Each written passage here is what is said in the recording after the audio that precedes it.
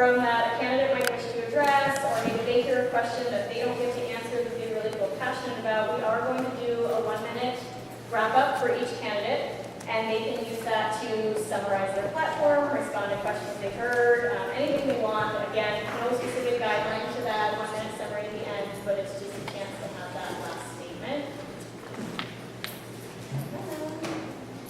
Okay, and then the last item that I wanted to bring up is we invited every candidate here to provide printed materials, not to exceed 80 times 11 by size, that they could leave for people to take with them and learn more. And those who chose to do so, they're on the back table. You may have taken one when you came in. If you didn't, you're welcome to take one on your way out. We extended that offer to the ACC candidates as well. We did not roll in questions and answers for the ACC candidates today because there are 3 positions, there are 3 candidates. If you do the math, they will all get voted in. But they are all here today, and I would like to introduce them. So we have Bruce Arendt, back there. We have Karen Borscher, and Carol Trower. There she is in the back. Please speak with them on the break, stay afterwards to talk to them if you have any questions. With all of that said, I just have one more thing that I would like to say. This is a divided community. I don't think that there is one single person out there that's going to deny that. We have come here with and taken to our positions, and along the way we seem to have stopped looking for compromise. So just to clarify that, your position is your stance on something. Your motivation, however, is what lies beneath and what informs that position that you've taken. If you have experience in negotiation, then you know that your position is not what you should be focused on, and that's what causes people to lock in battle. It's the motivation that you need to find if you're going to come to an amicable agreement. I think every person sitting on this panel has the same motivation. Everybody who has come here wants to improve this community for all of us. And I want you to keep that in mind, and I want you to really listen to each of them as they have their turn to speak and answer questions. It's not necessarily about the questions and the answers, because you might decide that the questions, you don't care what the answer is. But it's really about a couple of things. It's about the willingness and the ability of these candidates to take what they're given. Whether it's becoming part of a board that they don't think is serving in the right way, whether there are rules and regulations not agreed with. Maybe it's that the candidate forum isn't run in the way that someone thinks is best, but it's how we take the challenges and how we participate, how we listen, how we investigate, and how we get to the heart of the problem and find a way to move forward as a community. When we dig in our heels and get entrenched in what we believe is the only way to do something, we stop looking for alternative options, and those options could very well be the best solution. So that said, I believe that any person willing to serve our community in the capacity of a board position, and who does so with openness and respect regardless of their position, deserves our appreciation. I know my limitations, and I know that I could never serve in that role, and I think a lot of you probably feel the same way. So for that reason, I would like to ask that you give our candidates, Cheryl Taylor, Leslie McRoberts, who is not here, Eric Trower, Richard Wolke, also absent, Sue Nuita, Alma Deckard, Mike D'Angelo, Odell DeVoe, Sears Taylor, Vanessa Knudsen-Dales, Cameron Stewart, and Joshua Luttrell, who is also missing. A party round of applause for being here, for participating, and for volunteering to take on an important and difficult role in our community.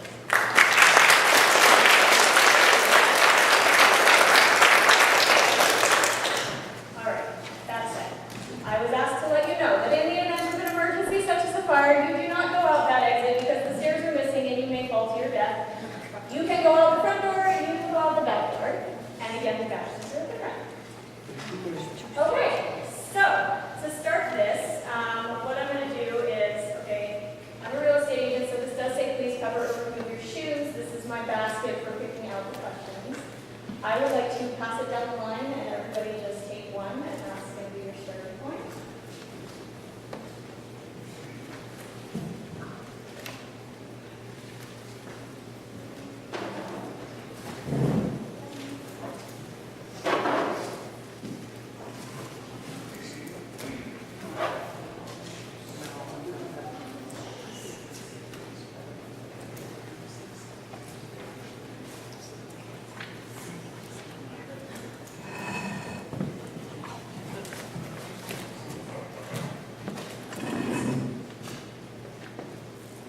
so for the candidates, we have one microphone per table and they are currently turned off, so just make sure you turn it on before you start talking. And I am just going to randomly draw names and we'll just go in that order if that works for everybody. You have your question in front of you. Oh! Sorry, let's start with our intros. I'll draw names for intros. Let's start with Eric. Would you like to do your 1 minute intro, please, sir? Whoa, can everybody hear me now? No, actually,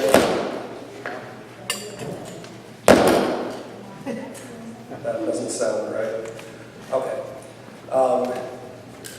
I think that Summer is acting as the timer and the master of ceremonies and the wow. Okay, well, thank you. Before I introduce myself, I would really like to thank everybody for coming and being a part of the process that it takes to be involved in Sun Valley and try and bring Sun Valley forward. And so thank you, everybody. Everybody here is a volunteer. Every one of you are volunteering to waste part of your Saturday to come and hear this presentation. So my name is Eric Trower, and I am currently on the board of directors as the chair of communications. And I was appointed last year after a couple of board members resigned their positions. And in the time that I've been on the board, I've tried to bring communications forward. In fact, today you may notice that you have good wireless signal here. Just got it finally installed. Next meeting we will have streaming video. We're going to start streaming these events. And I think that's probably good. Sounds good timing, because I was about to let you know in minutes pretty short. Thanks. All right. Next, Sue. Can you hear me? Hi, I'm Sue DeRita. I moved to Sun Valley in 2015, so I've been here for about 2 years. What I do for a living, I'm a computer consultant, and I have my own business. And so I do healthcare IT, and I work with clients that are pretty much all out of state, and I've been doing that since 2012. I started going to meetings and learning how our county operates pretty much since I got here. My biggest reason for running right now is I'm concerned about our finances, and I would really like to take active steps to help to get our spending under control so that then we can engage in all of the build that we want to do for our community going forward so that we're in a financially healthy place as the department is built. I do not support taking out big loans to get there. Thank you, Sue. And I'll do a little 5-second thing so you guys know where you're at. All right. Next is Cameron. Good afternoon. My name is Cameron Stewart, and on behalf of the Common Sense 5, Alan Decker, Bill DeVoe, Vanessa Knudsen-Dales, myself, and Sears Taylor, we protest. We protest the disregard for fairness. We protest the conflict of interest. We protest the committee that oversees the process and the questions for the candidates are based or biased on for the incumbents. We protest that the so-called research-based questions give the incumbents running for a re-election an unfair advantage. Okay? Therefore, we will not comply, we will not concede, we will never compromise. This forum is null and void. We protest or walking out. We invite those of you who seek honest answers to real questions to join us for a public event right now. Common Sense and all who want to join us will reconvene the keynotes. Thank you.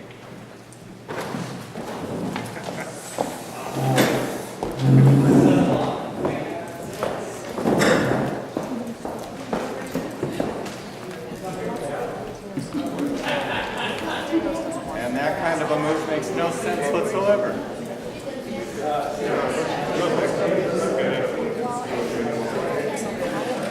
Well, that's no sense, not common sense.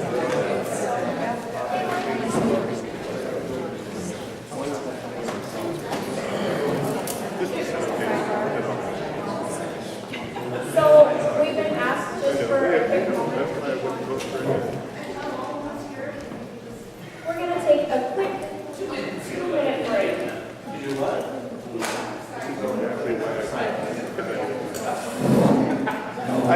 double the questions for these guys and just give them 4 minutes each? That's what I want to talk about. It's okay, I came with a backup plan.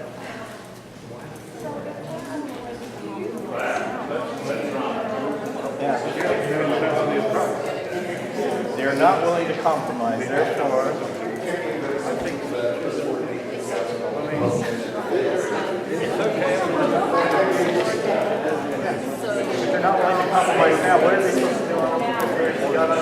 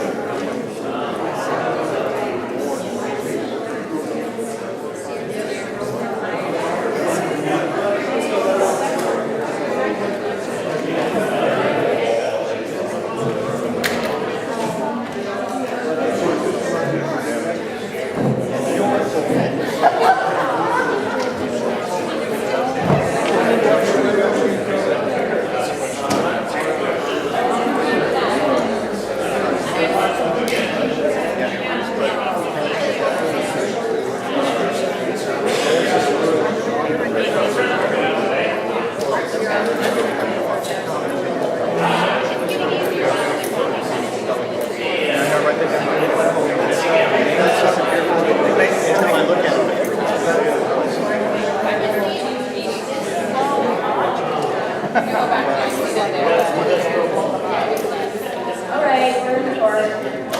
So, based on this new development of... Well, yeah, okay.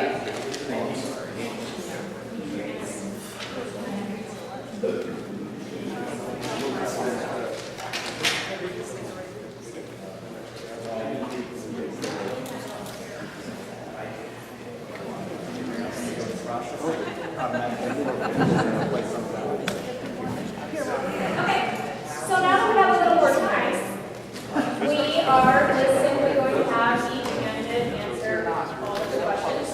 And then for the second half, we have worried not having enough time. We're going to do the written questions. We'll just go around with the microphone and just make it open. So there you go. Are you guys ready?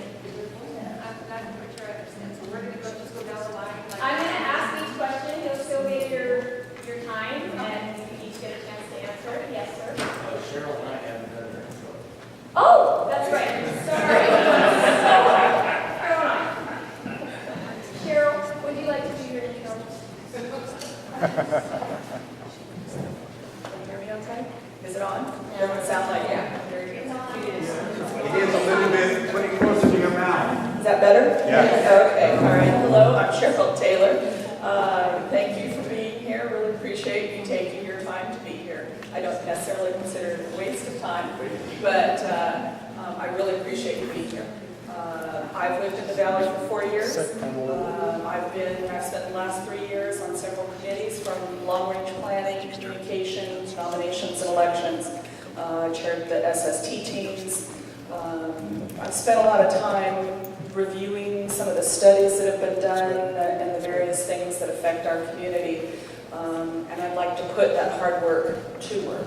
So I'm here hoping that I'll impress you enough that you'll give me your vote. Thank you very much. Thank you, Cheryl. My name is Mike D'Angelo. I've been on the board, this is my 3rd year. I'm hoping to make it 6, so I need your vote. All right, then. Okay, so I think that, we're not going to need to go through the randomization quite as much. If you guys are comfortable with it, we'll just take turns. So our first question was, community members have suggested that Whatcom County take over, or Whatcom County or Valley County take over all or part of our community, such as the roads. And are you aware of any barriers or difficulties regarding those ideas? And please feel free to include your opinion. Would you like to go first, Sue? So yes, I am aware of barriers, first within our own governing documents and also with the county regulations. So within our own governing documents, we are required to maintain common areas that include the roads and all of our amenities. So in order to get past that barrier, we would have to have a vote of the community.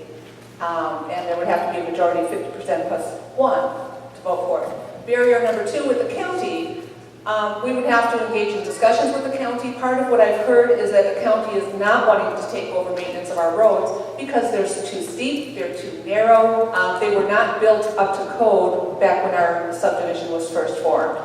And so we would have to either bring the roads up to code or negotiate some sort of other alternative, such as what Glenhaven has down to the south of us, where they've got a roads maintenance company, private company that they hire to do it. So there would be barriers on multiple levels.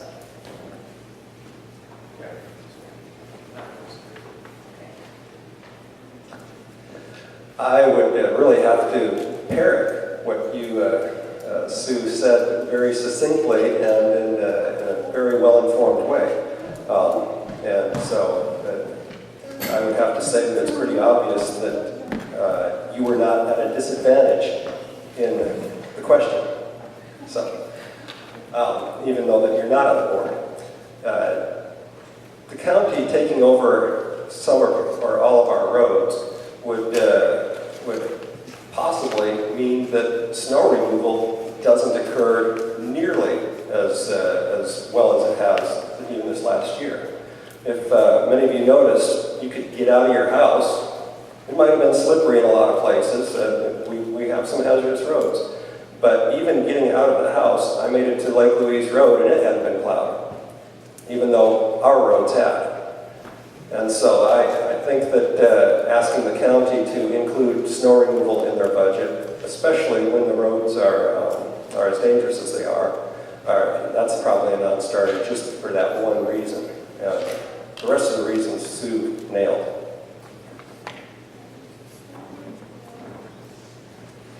I have to agree with Sue. I am aware that there are several barriers. Our roads are not wide enough, they're not up to county code. I'm not going to repeat it all, but there are things that we can do as a community that will kind of mitigate some of the problems that we've had with our roads, and I think that we need to look into that in a little more detail, be a little more proactive as far as snow removal goes, and how to make our roads passable in the wintertime, which is very difficult. Tough being last, because everyone says everything that's needed to be said, but wherever the rumor originated, I have some oceanfront property in Arizona, and I'll throw in the Golden Gate for free. What would be the incentive for the county to take over our road? They already get our taxes. They'd have to hire more people. They'd have to buy more equipment. And as she said, I wasn't around when they built the roads, but I've built a lot of roads in my life. And when I see potholes and I see what's underneath, these roads are not up to code, they're not even close. The twists and the turns, I think they were made just because some guy was skateboarding down and he said, all right, follow me with your paper. There's no reason for the county to take us over. We have no industry. What would they gain by it, money-wise? Would they be able to say, Sun Valley is now part of our county? And I'll tell you what, we already are part of that county. Thank you, Mike. So obviously we're seeing a little bit of shortcoming in the way that we had structured this, that everybody got one question, but I think some of these will allow for more opinions, such as the next one. So thank you guys for being accommodating and flying by the seat of our pants today. So the second one, I'm going to have Eric go first. We're going to go in the same direction, so Sue will be last. And the question is this. Do you think that the current due structure is fair and equitable? If not, how would you change it within the confines of our bylaws? I think that our dues structure, although I believe the dues need to be increased in order to support the needs of the community, including the roads and so on, which those are on the ballot this year. The structure of being equitable for each individual member means that we all pay the same thing for the same reason. And a while back, they changed the dues structure to allow the vacant lots to have a lower dues assessment than the improved lots. And that took some work to convince attorneys and so on that it could be done. And so there are ways that we could change the dues structure, possibly. There have been people that want to tie it to the value of the assessed value of your property. There have been proposals to allow low-income families to have a dues reduction, but then you get into that equity, the definition of equity issue. And so in the bylaws, we're very restricted in what can be changed, with the exception of asking for higher dues from everybody.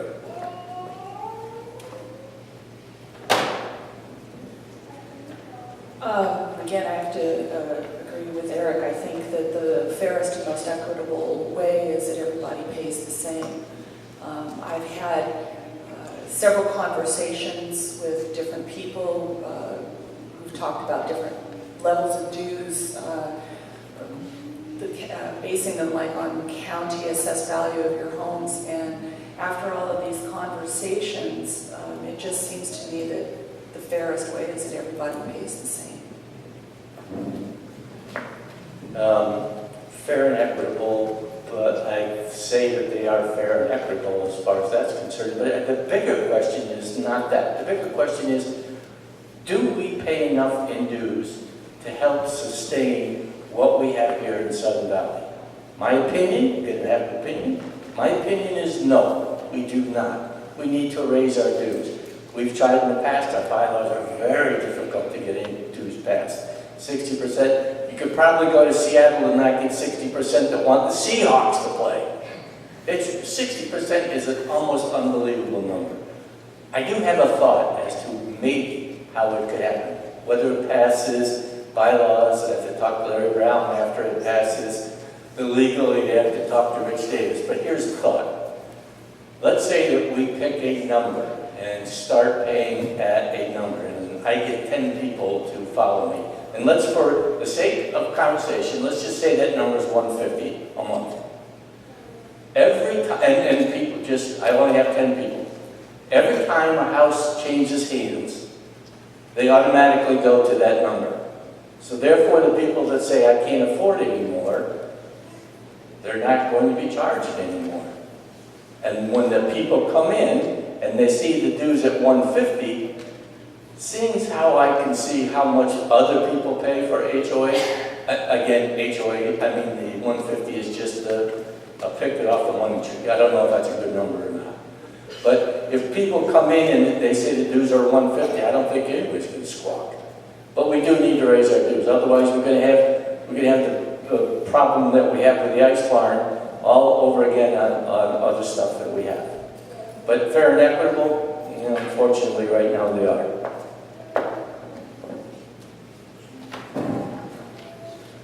From a legal standpoint, yes, our dues are equitable. I believe this went to court at one time, and the judge said, yes, our dues are equitable. So technically, yes. Within that, I think there's more than one way to define equitable. And I'm not going to talk so much about the amount of dues. I think that's a different subject, important one, but different. But as far as what could be equitable, I know David Narzico presented a proposal several years ago, maybe 2012, to charge a variable rate dues, which I think would also be equitable. And I think the real thing that has to happen with here is we as homeowners have to decide, what do we want? Do we want a two-tiered due structure, or do we want a variable due structure? It's an important question.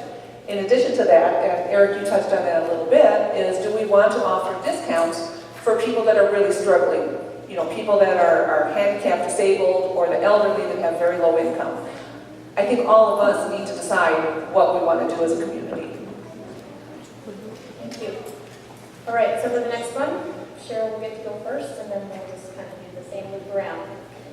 So, in your opinion, should any, all, or none of the amenities be self-supporting? How would you propose changes to support your opinion within the parameters of the bylaws? Oh gosh. This one's near and dear to my heart, I have to admit. I think that all of our amenities should at least be revenue neutral. I don't think any of our amenities should not be able to balance their budget and cost us more. That said, I'm all for looking at ways to make that happen, but I do think that they should be revenue neutral. Too many other things tend to fall by the wayside, and that's where a lot of our neglect has come about. We haven't been able to maintain some of our stuff because we just don't have the money to do it. And maybe it will take a dues increase to get there, but we also need to make sure that our amenities are balancing their budget. I think that that's real important. Amenities. Ooh, scary word here in Sudden Valley. What's an amenity? What's not an amenity? What should we do with the amenities? We're discussing that over coffee and beers all the time. Most of us moved here because of the amenities, and you can put into that category whichever you want. The golf course, the marina, the swimming pools, the parks and trails, the common area. That's why we came here. That's why we came to the Garden of Eden. But the amenities should never have to pay for themselves. How am I going to get a parks and trails to be relatively revenue neutral?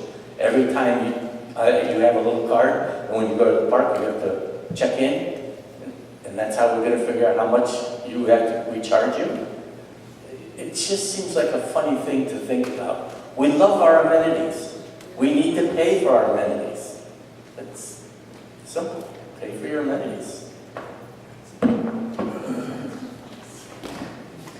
So I look at this as being a very complicated question, and I've got different answers depending on which amenities we're talking about. So things like the parks and trails, the pools, the beaches, I don't see where any of those should be revenue neutral. They're going to cost us if we want to keep them, and I personally want to keep all of those. Library is another hot topic. I love the library. I love the programs there. I love everything that happens there. Our specific library, I think is very unique. I've never seen a library quite like it in my life, and so I love it. I want to keep it there, and I love all the programs that they put on. My only thing with that, and I think it's already taken place, is just a reasonable rent. And I think that that's already in place, but I don't know the details of it. Golf specifically is a hot topic. It's a big one, and I know there's a lot of strong emotions with this. Before really forming an opinion on golf, I think we as a community need to ask some really hard questions. You know, we know we're subsidizing golf, we know that up front, but how much are we subsidizing it? I don't know if anyone has a clear answer. And so I would really like to see us take a close look at golf, take a close look at how it's being run, and then ask ourselves, you know, what do we want to do with it? Do we want to support it as an amenity at any cost? Do we want to set cost limits on it?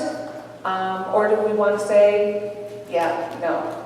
And so it's again, a decision for our community. I really want the information put out to the community, and then the community to be asked, what do you want to do?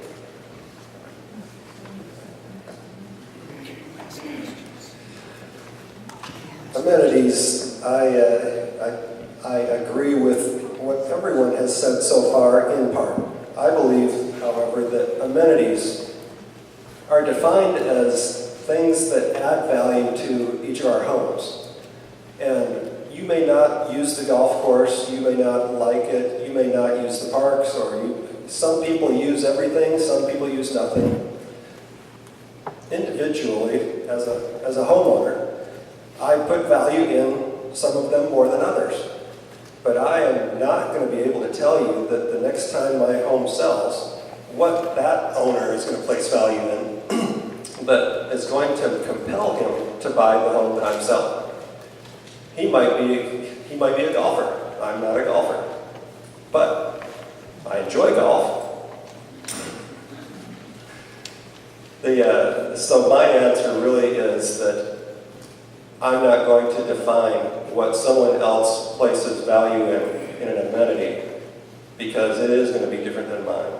And my home's value, that it sells for is dependent on all of our amenities. Thank you, guys. So I think we are to Mike going first for this one. And the question is, what do you think the board should do with the abandoned Sun Valley campground site on Lake Louise Drive? And what issues would be involved in making your proposed changes? Go with the second part of the question first, because the issues are probably bigger than the campground. The issues, first of all, we have to figure out what the county would allow there now. So the zoning of that area is a big problem. It could be a stumbling block. Our bylaws and our restrictive covenants also are sometimes helpful, sometimes hurtful as far as, and I have not studied how they would affect to do anything with the campground.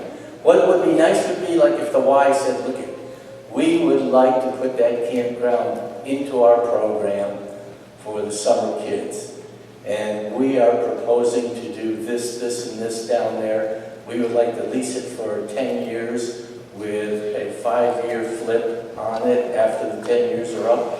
And we are going to refurbish it like this, 1, 2, 3, 4.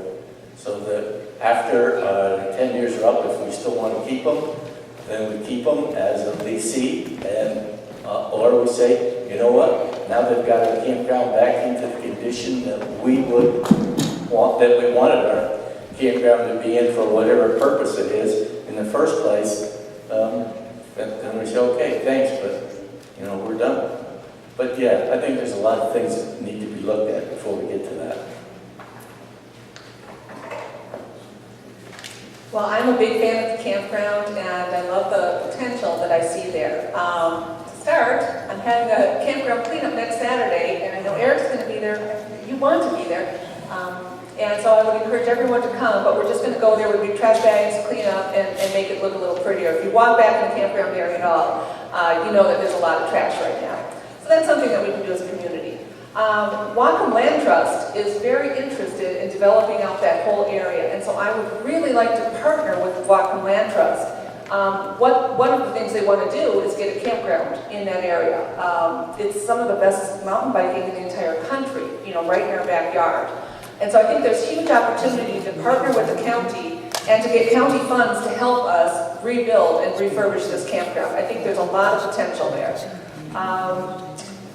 The issues is right now it's permitted as a forested land, and so we would have to get a permit for a conditional use area. We've had that in the past, and so we would have to apply for it again.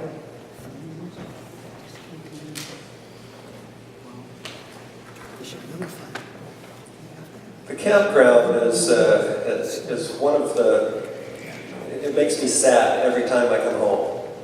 When I drive down Lake Louise and I see that big white building with the moss on the roof and the boarded up windows, occasionally with graffiti.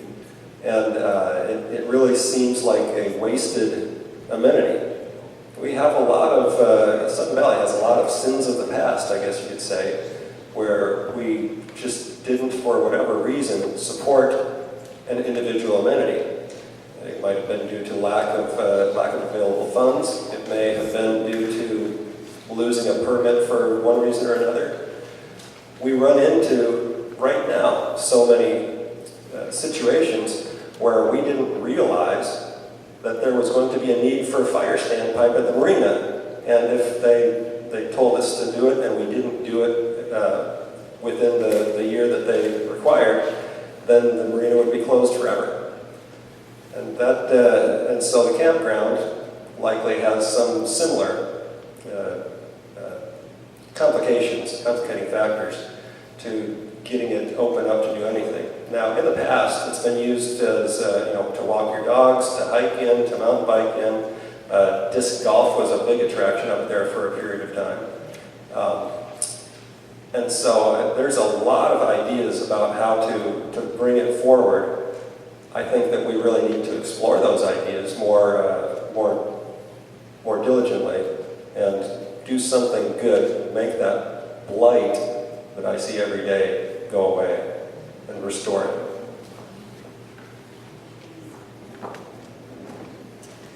Campground is one beautiful location. I've been up there a couple of times, took a tour of it a couple of times with the general manager, and it is a beautiful, beautiful place. I have to agree, yeah, there are a lot of roadblocks that would get in our way as far as getting that use permit back to revive it as a campground.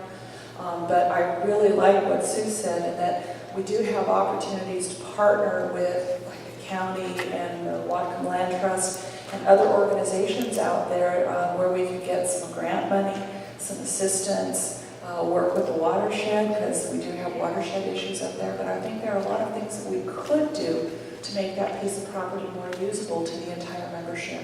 I'd like to explore those options. Thank you. So we are back to Sue as being our starting point.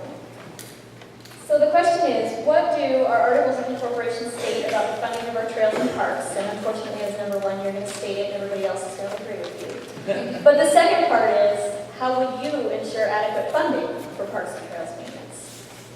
All right, so I'll read the article itself, and you guys don't have to then. So the article says that we have to acquire and hold in trust the common areas for the benefit of all members, and then we have to collect assessments from members for its maintenance and operations. So those are two things that we are required to do. We're required to keep them, and we're required to collect dues. The way I would like to do this, I think this is one area where we could really make use of volunteers in our community. I see so much community energy, and there's so many things that we can't do, like the marina work. You know, we can't rely on volunteers for that. But we can rely on volunteers. And Carol Trower, with your Parks and Trails Committee, I think we've got great opportunity to make use of volunteer hours to get this work done, and really reduce the cost to the association for that. And so that's an area that volunteers can help a lot by really shrinking the cost to it. It makes it much more affordable for the community.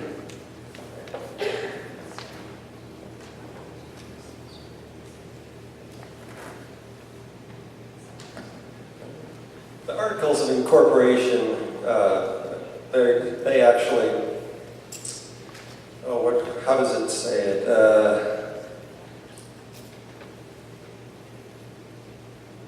It is the purpose, the articles define the purpose of Sudden Valley, and they're our business, definitely they define our business. The parks and trails are funded out of our dues, and there's a special assessment for the parks and trails that is on the ballot this time that will help really advance our ability to more fully fund, more adequately fund the maintenance and the parks and the trails themselves. There is no perfect level of maintaining the park, though, that everyone could agree on. You have, the Articles of Incorporation don't say what level to maintain each park. And so we have some parks that are much better maintained than others. And that's really the way that it's going to be in the future, no matter how much money you have, because some people want parks that are set aside to just be for wild, hiking, or other parks like the marina, which are set up for family gatherings and so on. So they do say that we have to fund them, but it doesn't say to what level.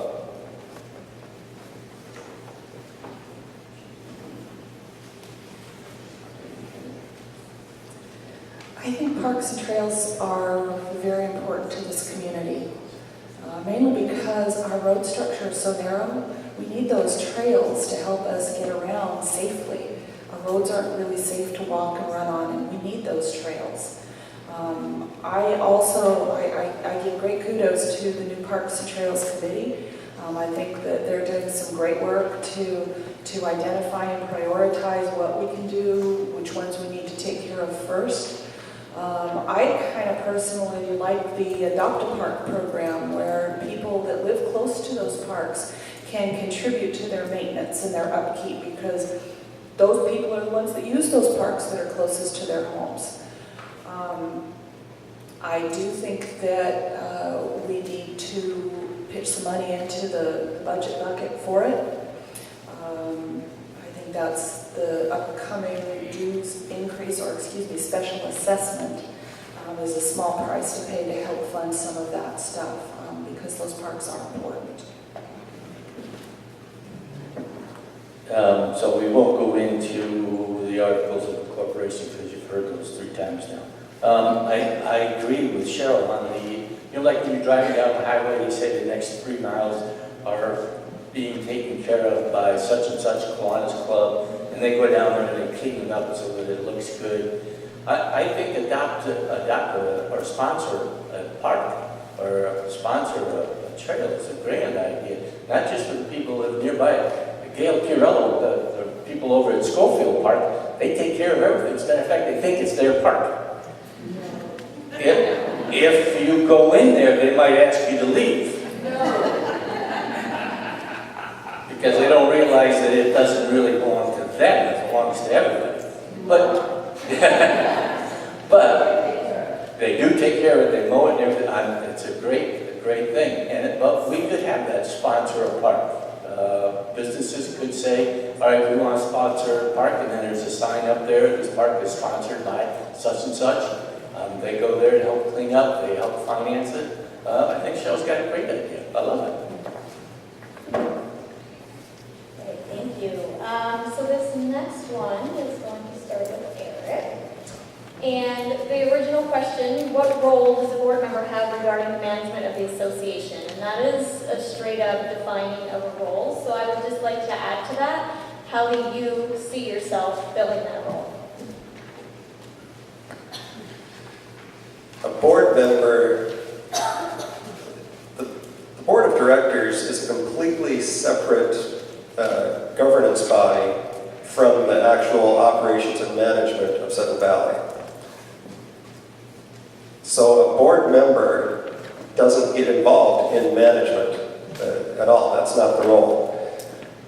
The closest we would come to that is when a new contract is developed by the board of directors and negotiated on with a management company or a general manager. And that's the interface right there. The day-to-day operations, the interface between the board and management would be through the executive, the president. And that's the way that the law sets it out, and that's the way that makes sense. Otherwise, you'd have a whole lot of confusion with a whole lot of hands and fingers trying to manage at the same time. And so having one manager that manages the association without the directors trying to do it too is the only thing that really even makes sense. So it sounds to me like the rest of you probably don't need to answer that question. So you have something? Okay, great, go for it. Well, I went back and looked at our articles of incorporation. I just want to read this. It's a pretty short paragraph, and then tell you what my take on that is. So the board shall be responsible for the affairs of the association and shall have all of the powers necessary and convenient to conduct the affairs of the association.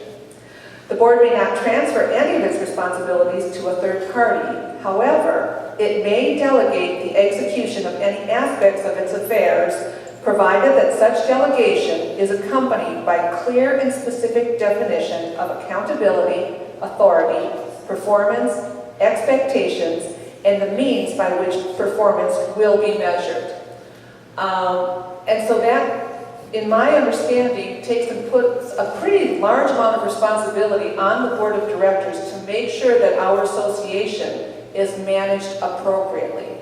And so we don't get involved in the day-to-day operations, I agree with that, but as far as providing oversight, I think that's one of the most important duties of anyone serving on the board of directors. Cheryl, did you want to speak? I basically agree with both of them. The role is a governing role. It is intended to provide guidance and ensure that the association is actually managed by the general manager in a professional, prudent, and efficient way. And as much as I'm for brevity, it's all been said. All right. So we are on to Cheryl. You are going to go first here. And looking ahead to the winter forecast, taking into consideration our current snow removal plan and budget, do you think changes are necessary? And how would you implement those changes? No pressure. I have to admit I'm a little bit worried because there was some funds that were removed from the budget. If I understood that correctly, there were some funds that were reduced for snow removal. And from everything I'm hearing, we're in for not a very nice winter. So I'm a little bit concerned about that. I think that we need to maybe reconsider and put those funds back into snow removal or be prepared because we could have a bad winter. I do think we have some things that we could be proactive about as residents. We could have areas where we have more sand that's available, more de-icer that's available. But if we all educate ourselves and really get involved, I think we as a community can help, not eliminate, but at least reduce the issues that we have with snow problems around here. I think I would give a big round of applause to the people that took care of our snow removal last year. Those of you who live in Gate 3, Virginia, do you remember the up by Harborview? How many cars? 14? 13? 14? You know how many of those cars had snow tires? 14. No, not 14. 0. Yeah. No snow tires. Yeah, we can be proactive, but I mean, come on, put snow tires on in the winter. That's proactive. It doesn't mean that you're going to be plowed out. I think we did a good job. It cost us more money. It's going to cost us more money this year. From what everyone's saying, I have not read the Farmer's Almanac. I do not have a crystal ball, but everyone says, yeah, because we had such a wet and dry that we get a bad winter. But yeah, we did a good job. Could it be better? Everything could be better. If you've ever watched gymnastics, I would never give anybody a 10. I would always say you could always be better.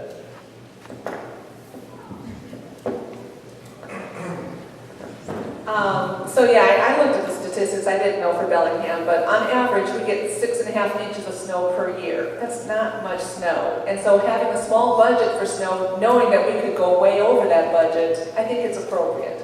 I like the way Sudden Valley takes their turf care guys and you know, puts them over for snow removal when it's needed. I think we do a good job budgeting for it, and I think we do a good job handling it. The other thing that I can say is back in Wisconsin, this is adding a little bit to what you said, Cheryl, there were bins on the side of the road so that when there was a heavy snowfall, homeowners, you guys, could get out with a shovel and just scoop a few scoops across the road that you're trying to get through. And that way, you know, before the snow plows are able to come through, at least we as homeowners have a little bit of something we can do. In Wisconsin, that works really well. Just neighbors take and shovel a few scoops and off they go. So it might be something to consider, but otherwise I think we do a good job. I also have to applaud the work that was done this last year, especially where for the first time the goal was to actually plow all roads and not leave any of them without any intent of being plowed. Was the goal ever achieved consistently? Well, they tried.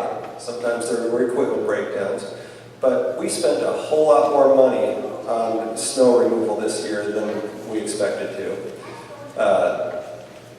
They called that a very rare event to have that much snow here. It happens once every decade or so, from what I'm understanding. And so I think what Cheryl was mentioning about the amount of money in the budget for snow removal,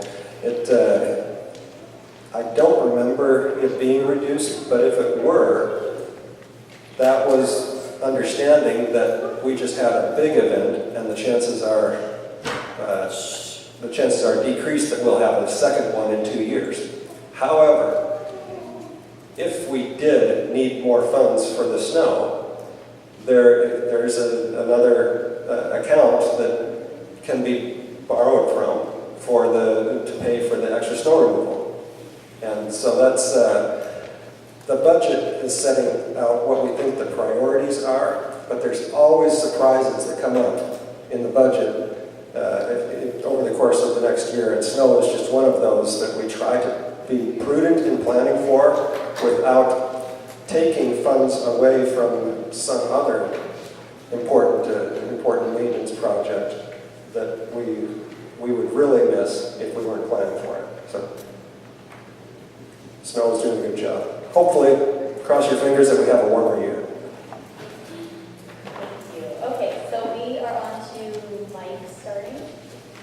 The first part might not need to be repeated by subsequent candidates, but it is a two-part question. So does the association have the authority to enforce the CCNRs regarding private property maintenance and use, such as trailers on property, broken garage door, and how are they enforced? Do you feel that the enforcement is fair and equitable, and how might you implement changes?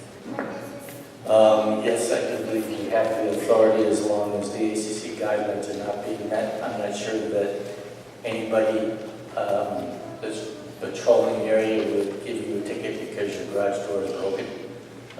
So you don't have to worry about that one. Trailers on the property? Yeah, I mean, that's the whole idea of this. What our bigger problem is, when we already have the guidelines, and we already have the rules, and we already have what happens when you break that rule. But we have to have staff be able to patrol our areas to find out that you are following the guidelines, following the rules.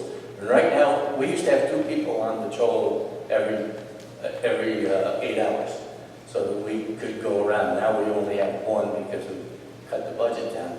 It's going to be very difficult for that one, and I don't think we've had a parking ticket or a speeding ticket given out so far this year. At least to my knowledge, we haven't. So we just don't have the staff to implement all those guidelines. It's great to make a law or make a rule, but you have to be able to enforce it. If you can't enforce it, it's not really a rule, it's just a wish.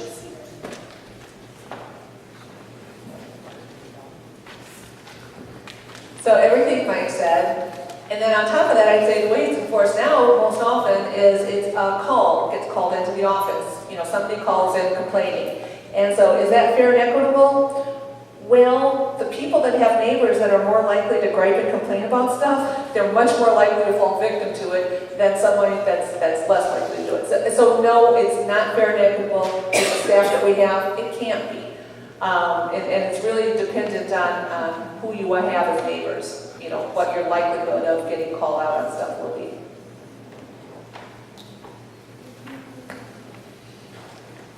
The association definitely has the authority to enforce all of our rules and regulations and restrictive covenants and so on. The board doesn't get involved in the enforcement, however.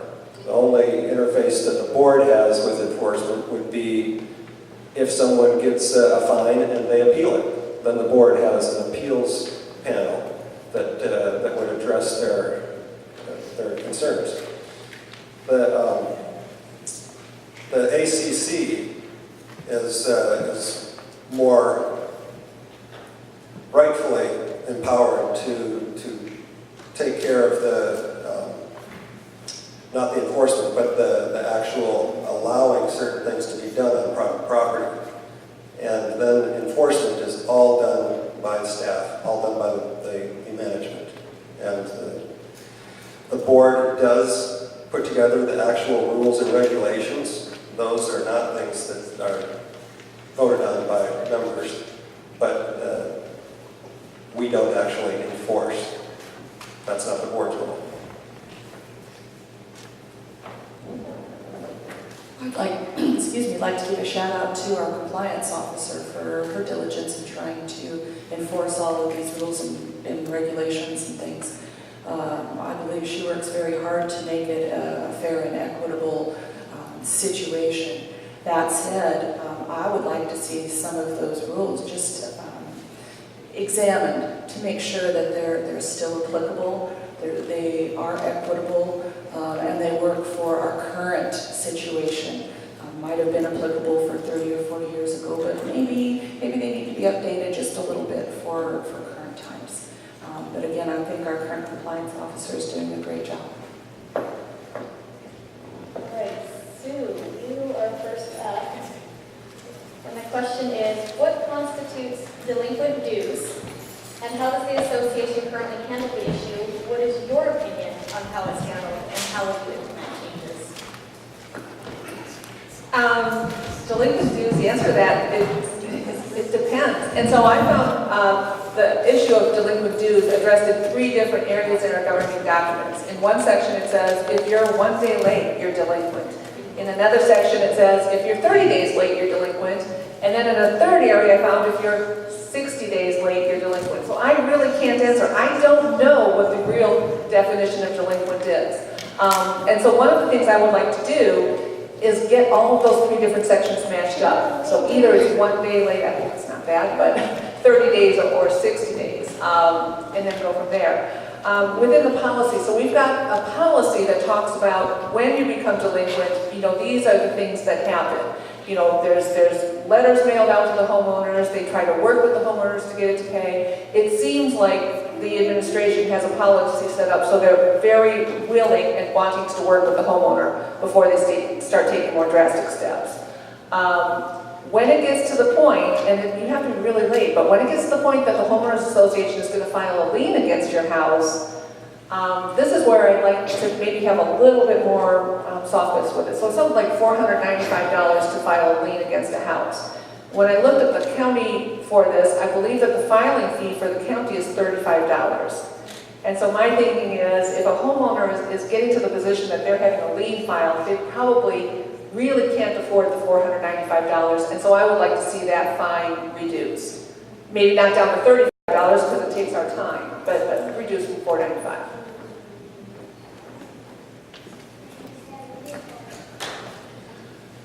I am very happy to say that Sudden Valley has such a high rate of dues payment. Right now, year to date, we're at 96.4% of dues coming in current form. Now, Sue's right about sometimes you find different thresholds in different documents, and it is one of the biggest problems that our document review committee has is to wrap our head around exactly how to bring these things into alignment. Now, we can't just change what's said in the bylaws or what's said in the covenants or anything else. Those things take vote of the people to change. And so it's because those things were put in the bylaws or any other governing documents in years past without double checking what they were doing. Again, sins of the past. We have to move forward and try to get that cleaned up and interpret that. Now, the delinquency, I agree that if there is a problem with dues being paid by an individual, that the community needs to reach out to them, and they do, and try to work out a payment plan. And right now, last time I checked, I believe there were 46 payment plans that our members have. And so that is a really low percentage of people that are delinquent, but they're paying on a payment plan. And so that even is an additional thumbs up to the community in addition to the 96.4% current dues.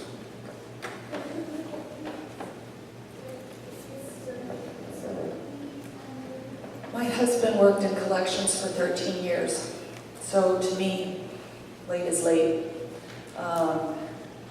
I agree with everything Sue said, however, our documents have to agree with one another, whether it's the bylaws, the articles of incorporation, or the policies that administration uses to enforce those rules.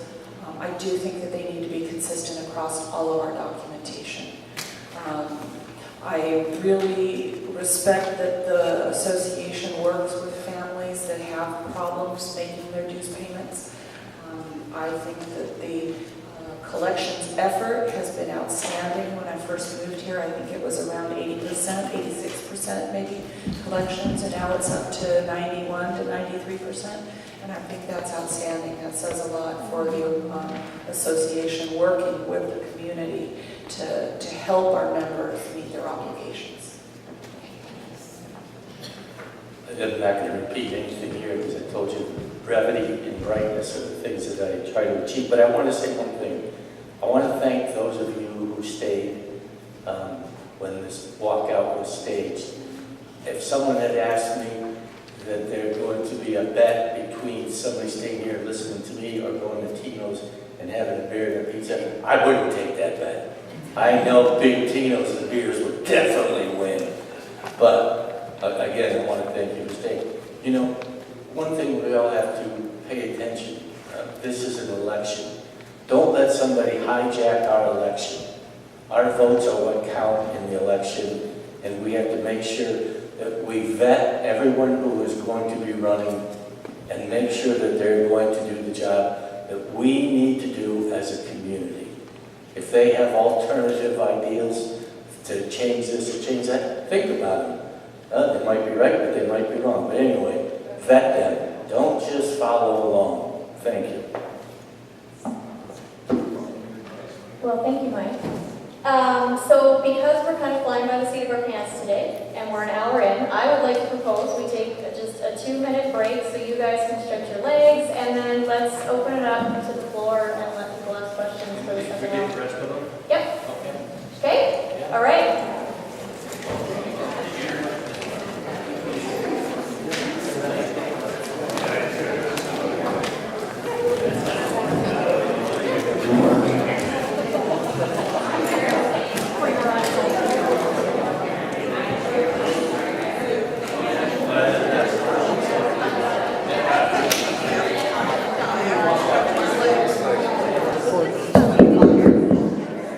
That means the minute is up. I said 2 minutes. Oh, We got another minute then.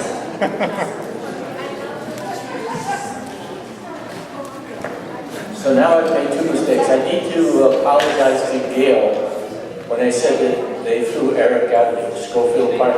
It wasn't Schofield Park, it was North Point. So my apologies, Gail. And she said that she wasn't going to vote for me because I was throwing salacious lies around.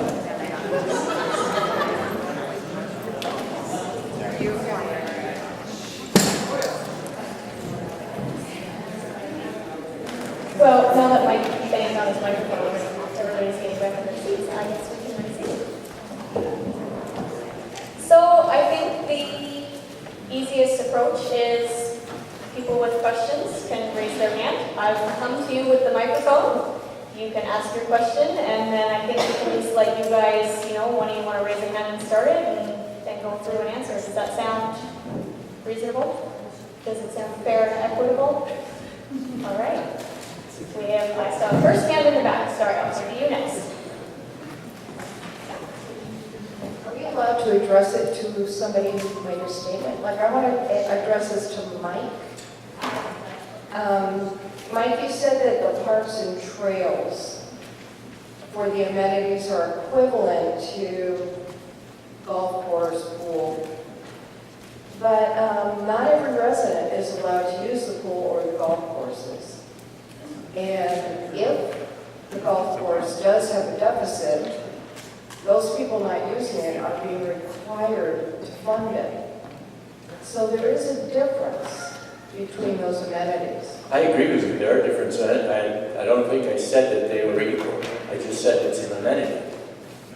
Well, you said that we should take ask people to pay every time they go to the park. No, I was being facetious. I know. I was saying, how would we have parks pay for themselves? How would we by themselves? But I understand that currently the golf course is being run by a board, and that the board is limiting the amount of golfers allowed to use the course. Not true. That's what I've heard. Not true. It's not true, no. Well, I'm just telling you it's not true. I'm not sure where you heard it, but We'll move over, I know you were next. the golf course is run by Sudden Valley. there's people here that don't know any of this, So Mike, do you want to take a moment and clarify your, I'm not sure I'm the best though. Okay. Is Chuck still here? He's better at it than I, right here in front of you. would you like to answer again the question? Oh, I'm sorry for being tired. I thought you were done, Mike, I apologize. Okay, so are we going to move on from that? Because it is getting a little more detailed. And I think that the main point was that your concern was that he was equating golf and parks and, you know, as you had stated, amenities that require payment to parks and trails. And I think that his point was you were being facetious about charging people for the parks, and you weren't necessarily saying that they were on level playing field, but they were all of our amenities and our responsibility. I believe so. Okay. Okay. I'm going to go here next. Chuck Luttrell, cite your sources. Great. Cite your sources. That would help tremendously. You heard. I'll just walk over and get them. Okay, that'd be great. All amenities are amenities and just that. They should all be treated the same. Parks cost money. So whether you collect dues to use them or not is irrelevant. They still cost money, so you're still paying for that use. The reason the golf course has green fees is to pay for that additional work. If you want to go on the golf course, just like all the golfers do, pay your golf fee. We pay additional money to go out there and golf. The reason they don't want you walking around during golf is because it's a safety issue. Go look at the people that have been hit with golf balls. Okay? Do you go to a baseball game and walk on the baseball field during the game? I don't know. Maybe you would, but equate it to that. So my bottom line point is, why is the golf course as an amenity being singled out when all the amenities are losing money and cost money? Can I answer that? I think we're going to ask the candidates. Would anybody like to address the topic? Sue? I will take a stab at it. And so I haven't heard anyone in the community say, hey, we cannot fund the parks. We don't want to fund the parks. But in listening to community members, I hear a lot of talk about we don't want to fund golf. And so this is one of the reasons that I think it may be worthwhile to ask, what does golf cost? I think we've got pretty accurate estimates of what the parks cost to maintain each year. And if community members start saying, we don't want to pay for parks anymore, you know, it's worthwhile to bring those numbers forward and then put it to a vote. And so what I would advocate for is let's get an estimate of how much Sudden Valley is funding the golf course for its operations. You know, I heard somebody else put an offer out there is, you know, let's put it out for a vote, but let's see if golf members would be willing to pay more for their membership fees. And so my thing is, let's get an estimate of what it's costing us and then work towards solutions and put it out for member vote. Anybody else? Here? We have a large variety of parks. And as I said before, none of them are the same. Some of them are maintained in different ways. They all cost us money. And I would contend that golf is a park. It's a special use park that costs a lot of money to maintain. And it even has the added feature of being able to actually earn revenue. And that's fairly unique. The marina is one that also can earn revenue. And both of them do. But they do cost us money. Every one of our amenities cost us money. And amenities should cost money. They're a part of our community. That's what we pay dues for. Thank you. Anyone else? Gerald? If you have a hole in your roof, you fix it. You don't keep replacing the wet furniture underneath the hole. If your window's broken, you fix it. You don't keep just turning the heat up and letting the heat go out the window and paying more and more and more. According to the accounting manager, golf is looking at being $85,000 in the hole at the end of the year. Now, hopefully they can make that up, before the year's not over, granted. But I think that we have opportunities where we could look at where these leaks are occurring and see what we can do to fix them. Thank you. I'm good. You're good? All right. I know the next hand I saw was right here, and then I'll go to the house. Mary Haslam, and I'd like to ask each of you if you know to tell us what the status of our reserve funds are, and do you think they are adequate? And if not, how would you change the reserve fund?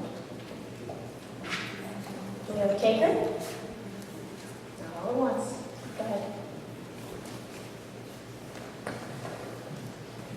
Our reserves are underfunded. And that's one of the reasons that we tried to advance the idea of the revitalization measure. And of these measures this fall too. Because when we take an item that is scheduled, that is way past its ability to be repaired, and replace it with something new that doesn't need to be maintained as much as replacing a cost, then you don't have that item robbing the reserve, a study that says we need this money in the future. And so the revitalization would have really helped our reserves.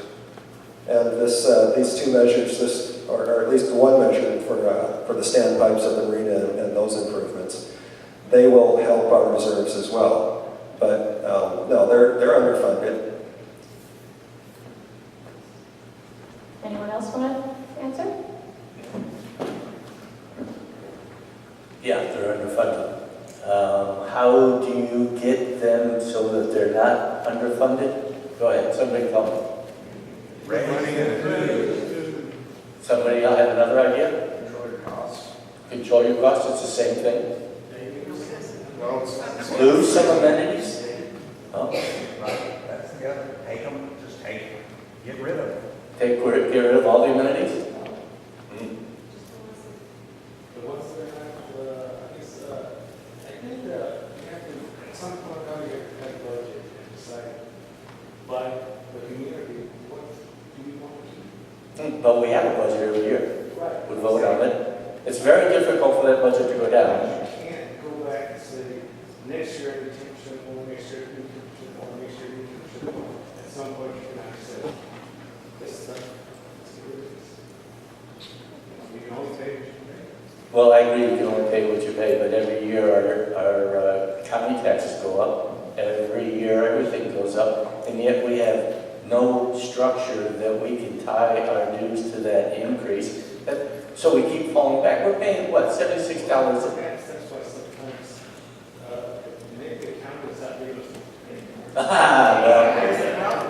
Yeah, but how do we phase them out? we can talk to the representatives. We do. There's a guy right back there in the corner, raise your hand. He goes and, It's all about voting. yes, it is all about voting. And the county doesn't like us. Vote people out. Anyway, yeah, we're underfunded, but I do think we need to raise dues. If you're going to vote for people, I don't know how we're going to raise dues. But if you're voting for people because they want to raise dues, don't vote for me. Because if there's a chance that we're going to get our dues raised, I'm for it. I'm not going to go an astronomical number, but I would say that we need to be in the category about... Mike. We're running out of time, so. Sorry, buddy. The reserve study looks at every single building, every single piece of property, common ground, everything else, and applies a value and an anticipated schedule of what needs to be done to maintain it. And I have to agree with this gentleman here. I think that we need to take a look at what all is in that reserve study and prioritize and figure out what we really need to keep. Maybe there are some things we don't need to keep. Maybe there are some things that are really near and dear to our heart that we just absolutely must save. The reserve fund, based on the current reserve study, is horribly underfunded. And, you know, it just is, that's a fact. But it's based upon a reserve study that's looking at everything. And maybe it's time we grow up and say we can't have everything, in my opinion. Thank you, guys.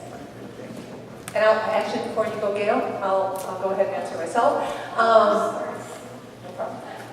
And so, yes, obviously, the same as everyone says, our reserve studies are severely underfunded. There's multiple ways to get our reserves built back up. Added dues, increased dues is one way. A way that I'm really strongly advocating for is to look at ways that we can cut our current expenses.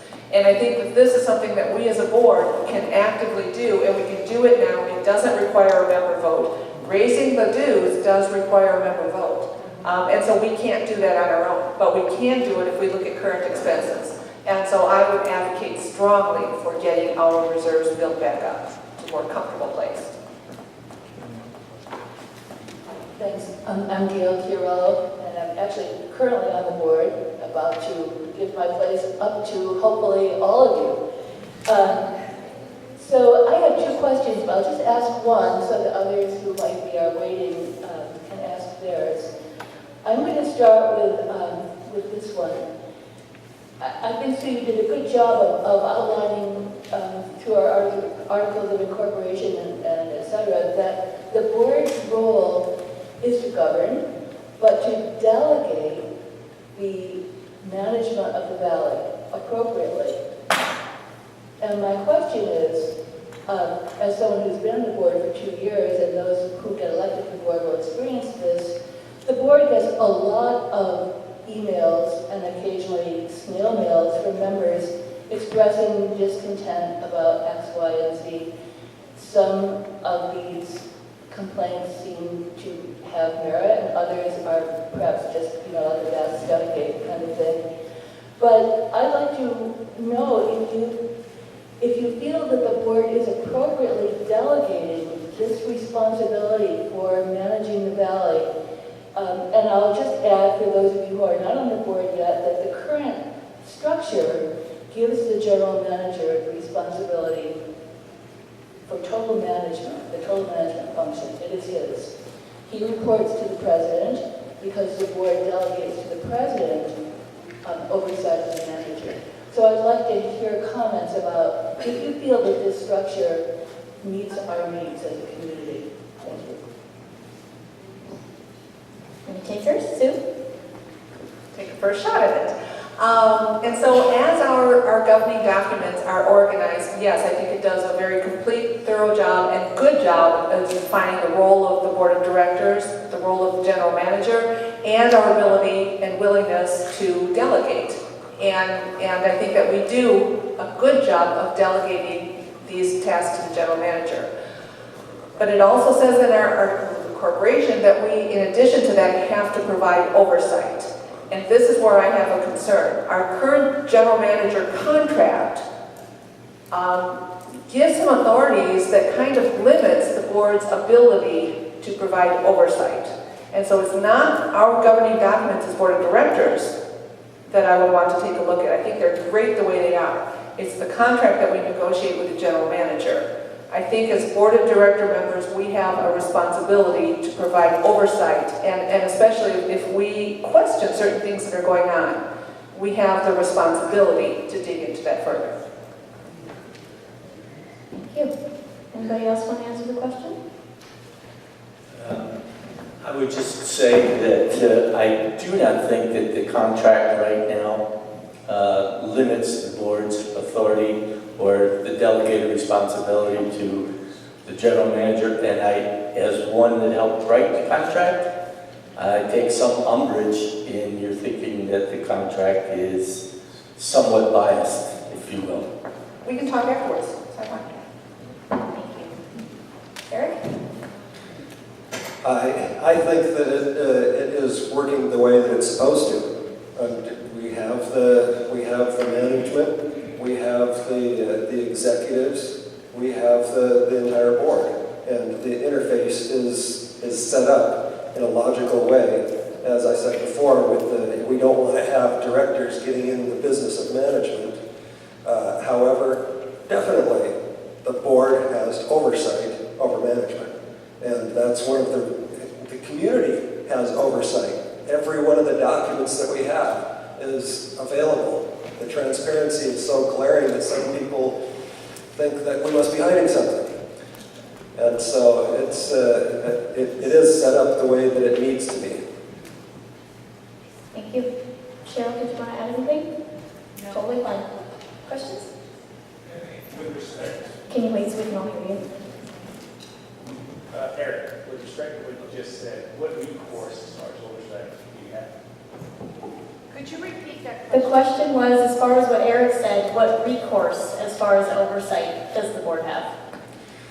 The board functions as a body, and so no individual board member can take care of the recourse, which would ultimately be either censoring or fining.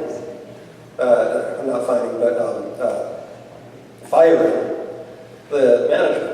And whether that's a management company or a general manager, that's the ultimate stick that's wielded by the board. And the contract does not give away the ability to have that oversight and demand accountability. Thank you. One more here.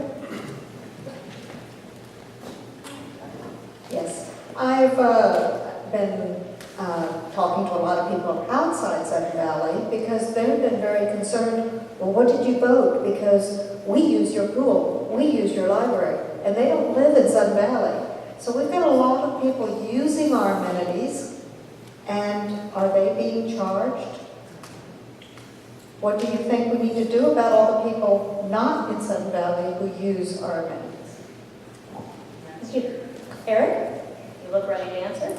I'm jumping out of my seat. Yes, there are people outside of Sudden Valley that love our amenities. Sometimes they use our amenities to the point where Sudden Valley members aren't able to use our own amenities. And this is a huge problem that we wrestle with. We don't know how many people the YMCA brings down to the AM/PM beach. For example, it's the only way that we can think of, or at least myself, is to charge for parking for people that don't live in Sudden Valley. And, well, and the idea is that would slow down. We are necessarily inviting people to come here. We have to because of our tax elected status as a 501c4 corporation. We have to allow the outside to come in. But we can charge them for use of the amenities. Like Mike said earlier, how do we charge people to use the parks? Well, AM/PM Beach, that park, I bet that we could charge people that don't live here simply by charging for parking. If you have a sticker on your car that says you're a Sudden Valley member, then you wouldn't get charged. But if you don't have one and you didn't pay the fee, then you could get towed ultimately. So that is the nut that needs to be cracked, and I have been negotiating with a company that is able to actually enforce that because they know how to charge people that don't live here by license plate number. We don't have that authority or power, but they do. Thank you. Next. Mike? Just a quick, first of all, you didn't mean the library because the library is not an amenity. The library is kind of thing, but I know what you mean. How do I have any facility, right? And they're using our roads, and they're not paying for it. And years ago, New York City had a road use tax for people that lived outside the city when they were coming in anyway.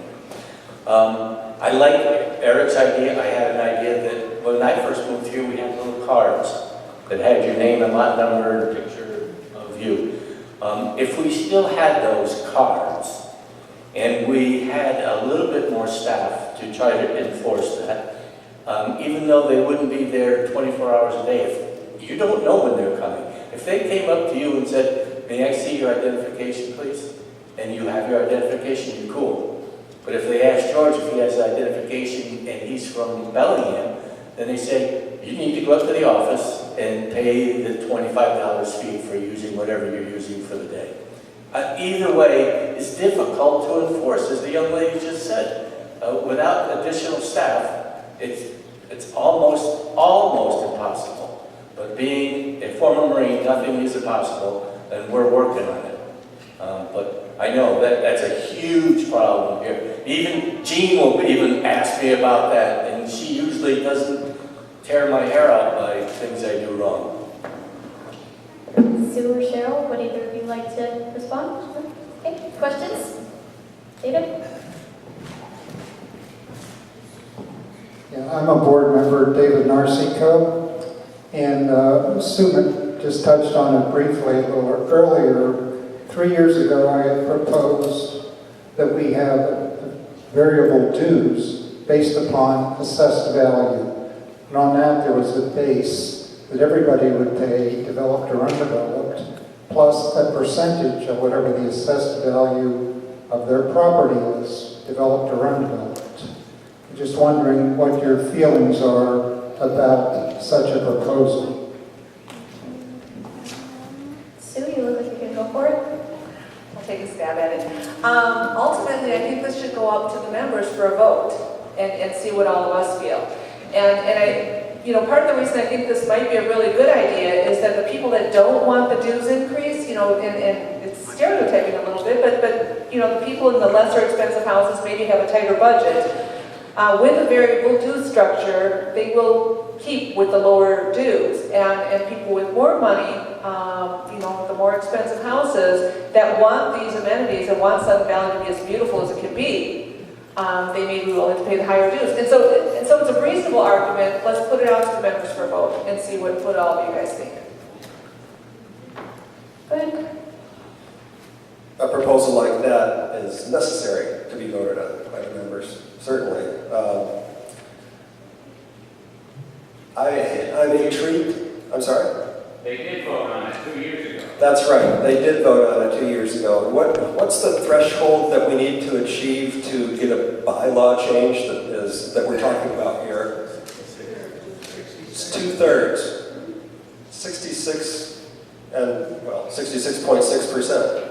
And that's even more than you need to get a dues increase. So you would be not only changing the bylaws for a dues increase, but it would automatically be tying something to the value of the assessed value of your home.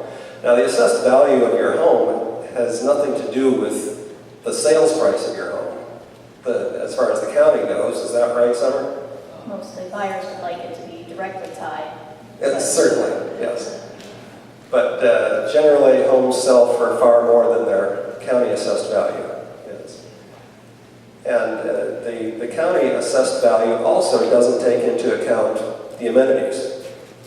It takes into account your home and the improvements to your home alone, not to having a pool or a good roads or anything like that.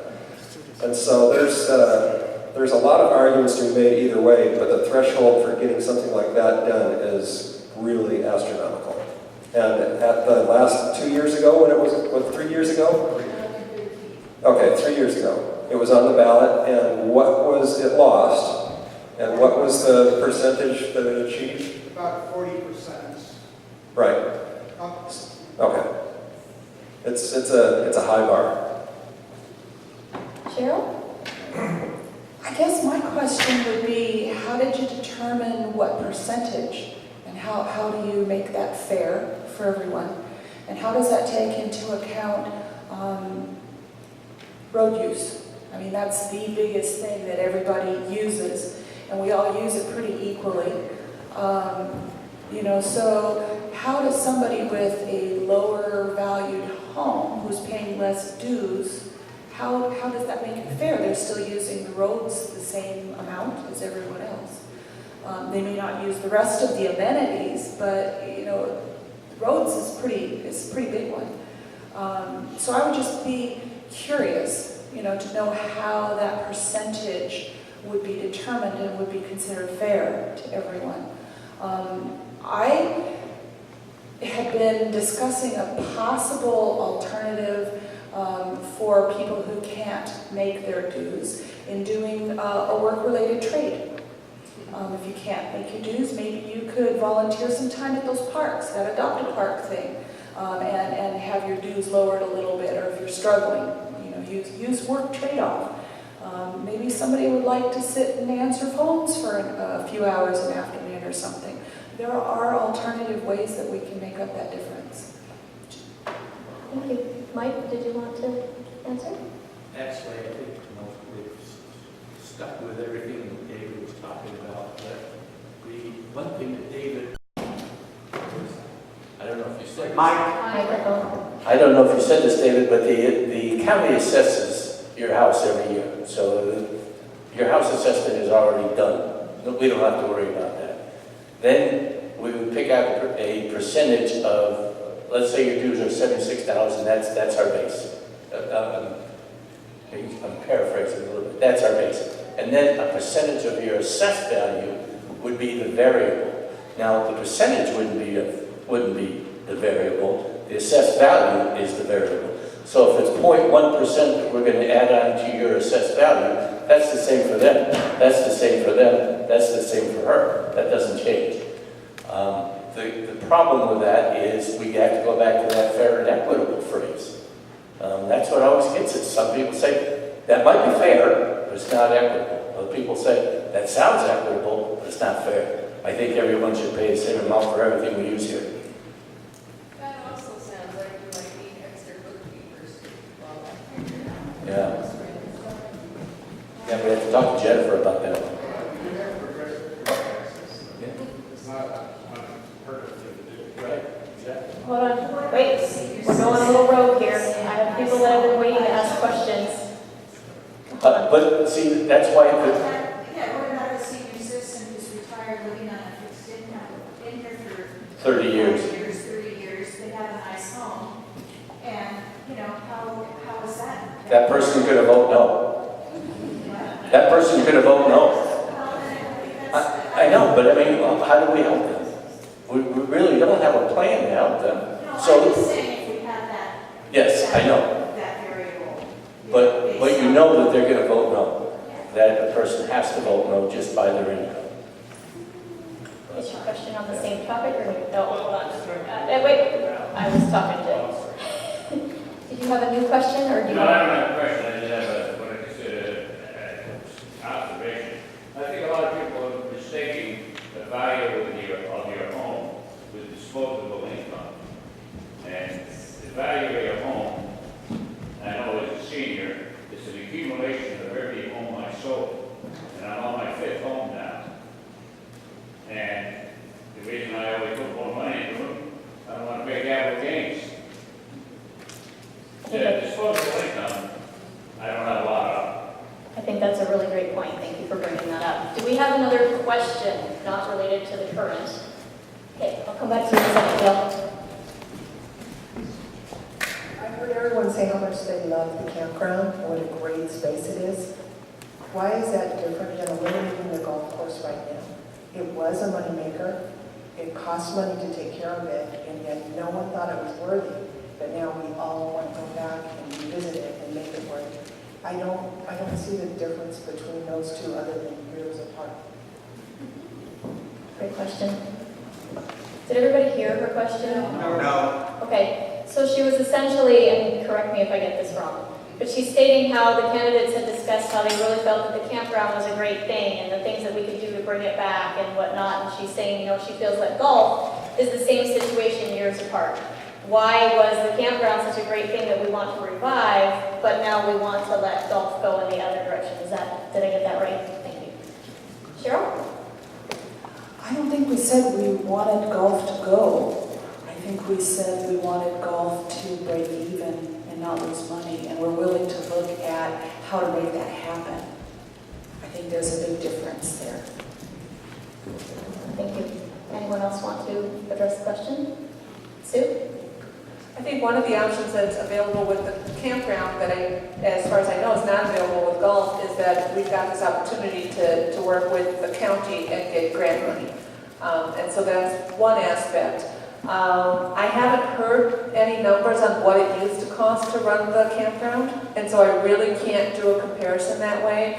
But I have heard estimates on what it costs to run, you know, the amount that we're running in the red for the maintenance of the golf course. And for that reason, I think it's worthy to ask the community. And again, if the community says, we value this, you know, this is a gem of our community. When the golf course was built, it was the #1 amenity of our homeowners association. And so I understand the history and I understand the love of it, but we've also got a huge cost tied to it. And I think it's worth asking the community, do we support that? Eric? I think that you're right. Some candidates do want to close the golf course as soon as possible.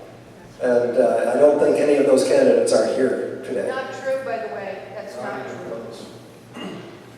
That's not true. Yes, it is. No, it isn't because Yes, it my is. husband, Hold it, my husband is on that. Mike? I know some of those folks, Okay, they don't want to can close we- down the fucking. Let's all agree that we're not going to speak for candidates who are not here. And can you please continue answering the question without such insinuation? Thank you. Okay, if there are candidates who want to shut down the golf course, they're not here. Well, that's one way to do it. Anybody else like to answer the question? Are there other questions? Oh, I promised I'd come back to you. This is going to be a very boring question after all the more exciting, controversial questions, but it's an important one, actually. Although the board officially meets 2 times a month, the second and fourth Thursday of each month, in fact, meetings are much more frequent. Sometimes there are 2 meetings a week, not a month. Sometimes there's a meeting every week. And the meetings frequently run 4 hours or longer. If elected, would your current commitments allow you to meet the schedule? That's A. And B, if elected, what ideas might you have toward condensing or making this process perhaps more time efficient? Okay. Anyone like to start? Sue? Your hand touched the microphone first. I don't want to give up that much of my time. And so, yes, I could make the time if I had to. But yeah, nobody wants to sit that many hours in those kind of meetings. And so I hope that there would be ways to make it so board members don't have to meet quite so much. I have not thought so much about your question as to how that can be done, but I hope that there's ways that can be done. Eric? It is a huge time commitment. And it's oftentimes, just as a board member, that's not taking into account the committees that you may serve on also. That's a huge volunteer effort that it takes just to keep the train leaving the station on time here.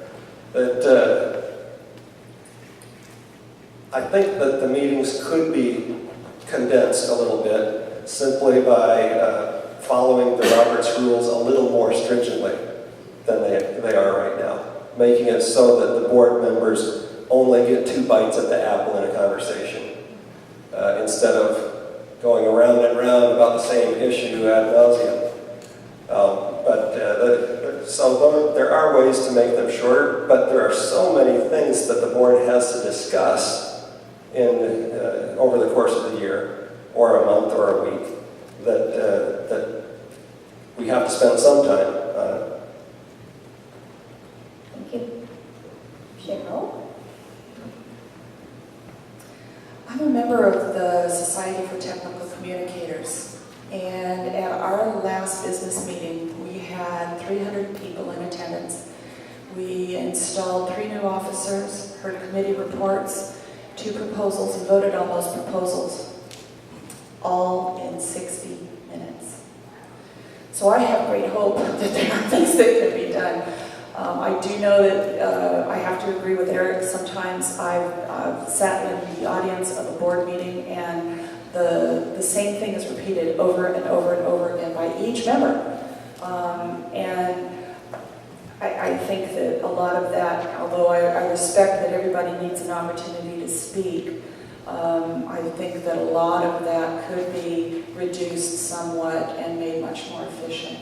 One of the other things that I would really like to see is that at several board meetings I've been to, there's an agenda that's provided online, and then what's been in that agenda, they hand out something afterwards that says, oh, this is the real information.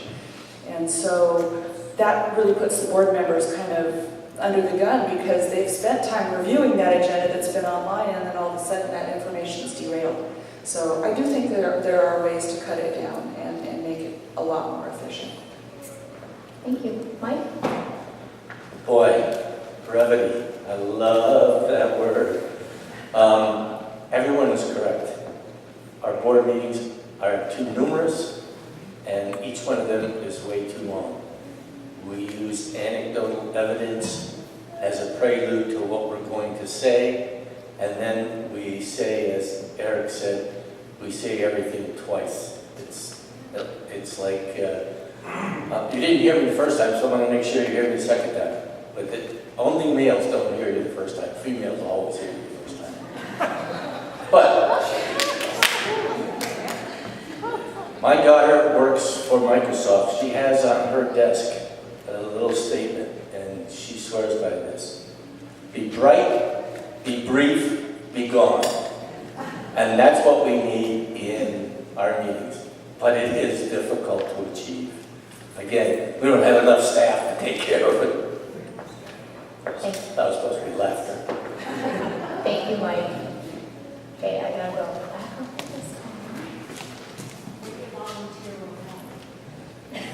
Sorry. I just want to reassure the people who are nervous about the golf course, that's not true. In fact, I know that they want it to excel and don't want to get rid of the golf course because it enhances our property values. That's the last thing they want to do.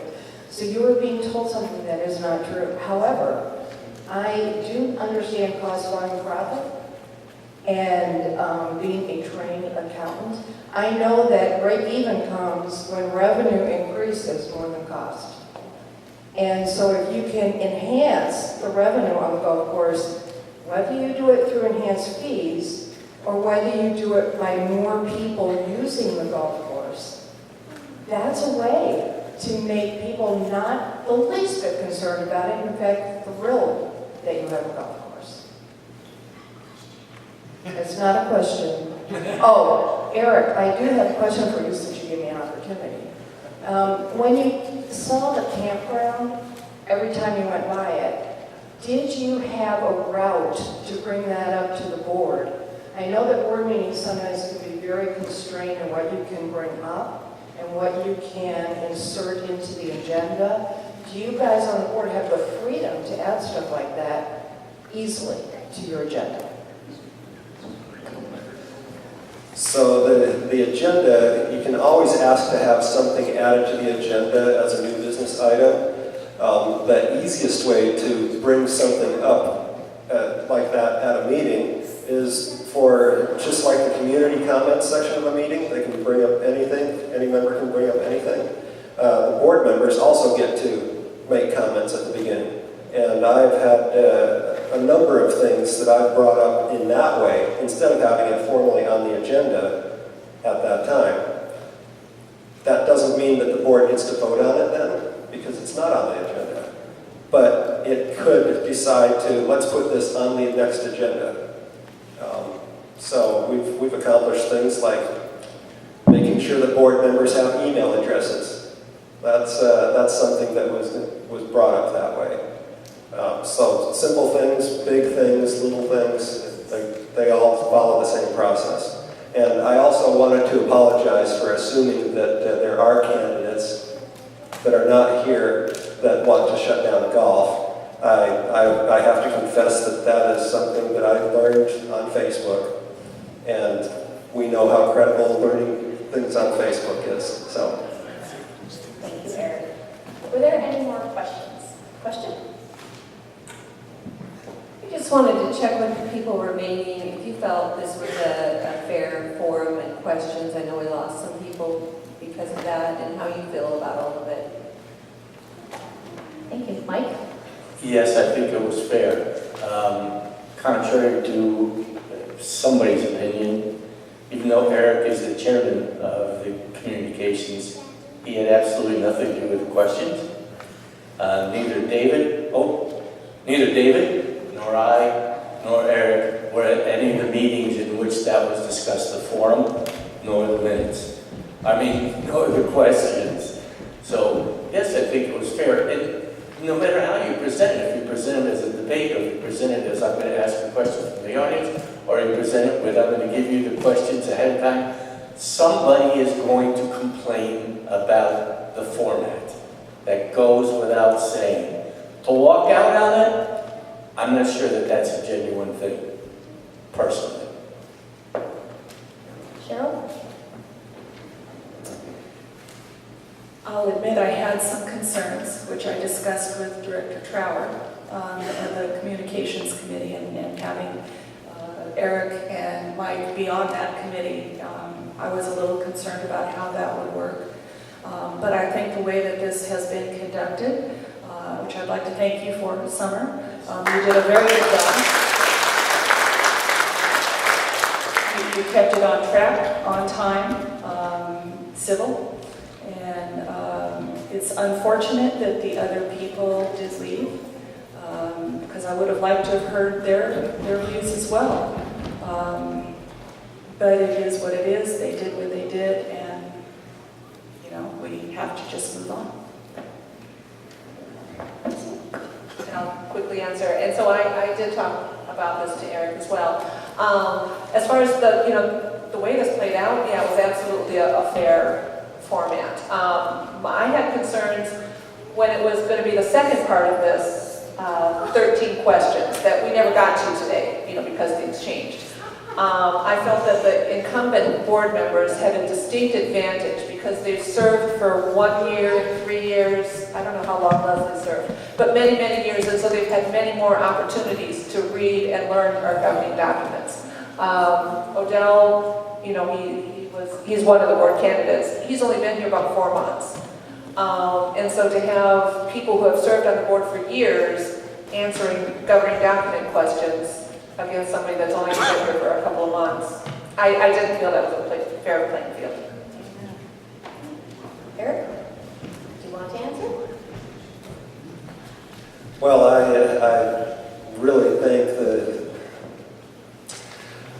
people for thinking that I know more than I do.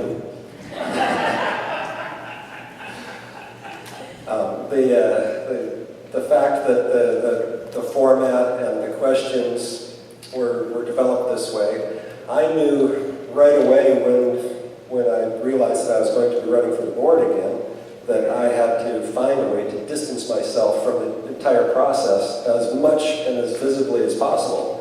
And even went to the extent of getting a legal opinion to make sure that I could be legally asked to stay out of that process. And so that's where Mike and we of course volunteered, but if necessary, we could have been necessarily asked to keep our hands off. But Summer and the working team that put all this together, they had never done it before. Have you been to one of the candidate forums before? No, sir. And so this is all a whole lot of intimidating work for that team to pull off, having never even seen one before or know what to expect. And so I really think they did it as good as anybody could ever be expected to do.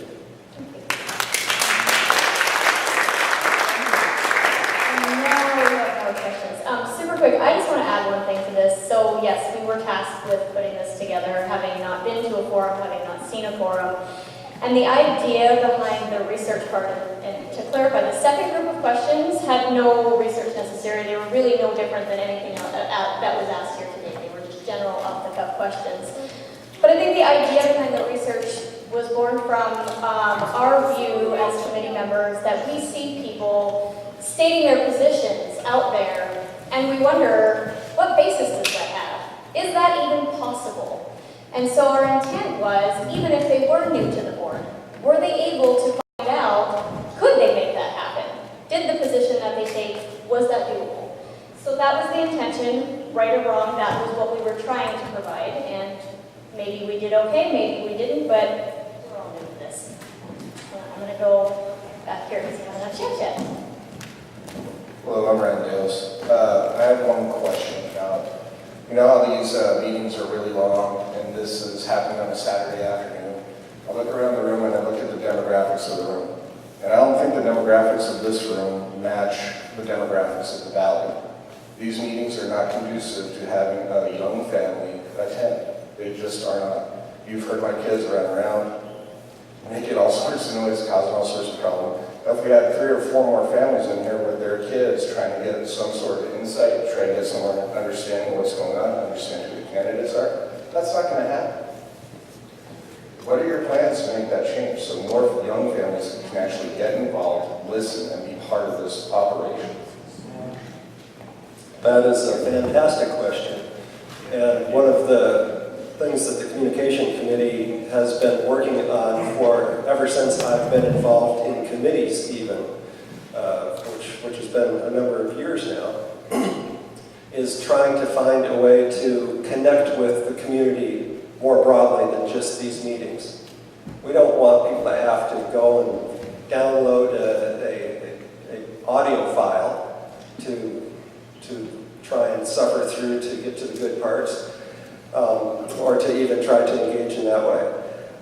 And so the thought of bringing back Channel 10 type of capabilities where meetings like this were broadcast and people could watch it on TV. Well, nowadays it's video streaming that is the way to reach out. And we just received authorization to purchase, and it will be at the next forum on Wednesday. It should be shipped and coming in on Monday. Is video streaming equipment. And the internet has been installed to get ready for that. And so that's one thing that we're trying to do to more broadly reach out to families that are in the situation that you just described. Does anyone else want to address that? Okay. Follow up to that. Okay. With the Channel 10 or live stream or any of that, how would somebody, a young family, actually be able to provide feedback in a real-time fashion? We're taking baby steps, trying to move the ball in that direction. You know, it's we've had our fumbles along the way, but we're trying to get every little bit of that toward another first down, and hopefully make it something that can be more accessible in that way. Now, we're not starting off with every meeting being streamed. We're starting off with events and some of the other things that don't require a new board policy. And however, my desire is that once the board sees that this is successful and the community is engaged, that the board will change the policy and get that going again. So having the back and forth interaction, I'm not sure how that's going to be implemented yet, but I do want to see that start somewhere. Just add one more too. Tiara, is there something that you would like to see happen? You know, maybe babysitting services provided during meetings? Do you have ideas? Well, it's something along the line. Yeah, maybe babysitting services. I have no actual solution to this problem. I was hoping you guys would have thought about that because you're considering the entire valley as a demographic. And you might have noticed that this isn't the demographics of the valley. Go ahead. There are several ways that it could be accomplished. Once video streaming is up and running, we could have somebody with a set text who could text in a question, and that person could then relay the question in real time. There's also teleconferencing kinds of options that are available when you live stream things like this, where you can either type in a question or you can actually talk in a question. So there are ways to do it. And I will say I applaud you for bringing your kids. I have 4 kids. I would never try to bring them to a meeting, so I think it speaks to your dedication to wanting to be here and participate. I think it's been a mistake. They've done great. I think you may have answered some of my question, but given the amount of information or opinion that is being posted on social media, what, as board members, would you like to do to improve your communication with the community? There's a tremendous amount, as we all know, on social media right now. Some of it may be true, some of it may not be true, but they're a very strong presence, and I really don't hear from the board. Eric? That's a huge struggle. And as you said, if you're learning something on Facebook, it may be true, it may not be true. I apparently fell victim to that myself today. And so I absolutely shouldn't put any credence in what I learn on Facebook. Knowing that, engaging with the community on Facebook as a board is difficult because people are conditioned to have this exact same understanding that I was just talking about. It might be true or it might not be true. And Facebook is kind of a real-time back and forth, and who on the board is going to be designated to speak for the board or for the association, and maybe make some mistakes that are regrettable. And so the real solution that I've been pursuing is, and the board has approved unanimously at two board meetings ago, I think, was that we're soliciting bids to improve our website to make it so that the documents are more accessible. Not just the documents, but anything else to do with the association, more accessible to the members and to the world. And we're all ears for new ideas about better ways to communicate. And so I'm trying to do what I can to advance it in the right direction. And it's some of it just seems like pushing a rock uphill, but but at least we're getting something positive done. Any other candidates? Cheryl? My field tends to steer me in the direction of the views. The Sudden Valley Views, because of my technical communication background.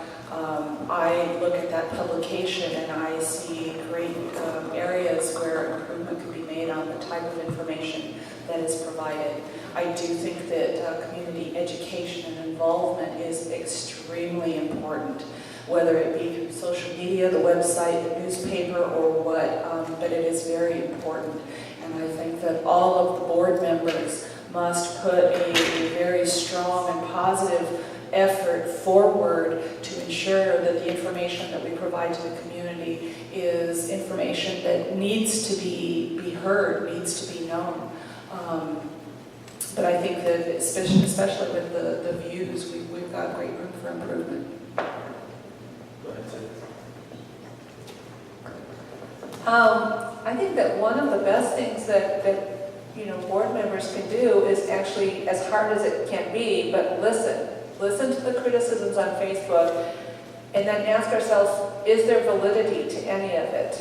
And then if we say, yeah, maybe there is, then ask, well, what can we do to do our job better?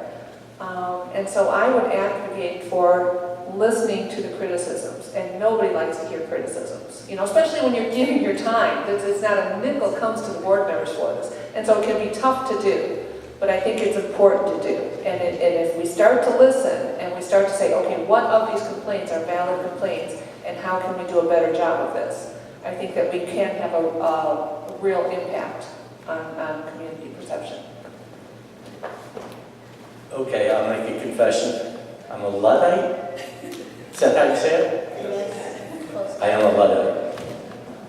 I apologize for that. That means that I eschew any technological advance. I do not have a cell phone. I went on Facebook and made a post for the first time in my life this last Wednesday. I thought I was going to throw up.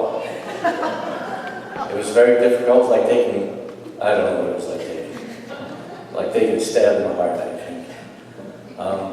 The only thing I would say, and yeah, I guess there's a lot of stuff on lots of Facebooks. I didn't know there were lots of Facebooks. I thought there was just one Facebook.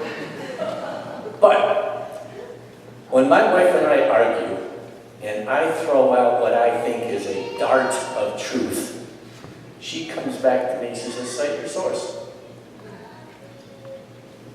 Yeah, that's the look on my face. Okay, I just made that up. I thought it sounded good, so I threw it out there. And now the argument's over, because I've lost. I can't win if I don't have the truth behind me.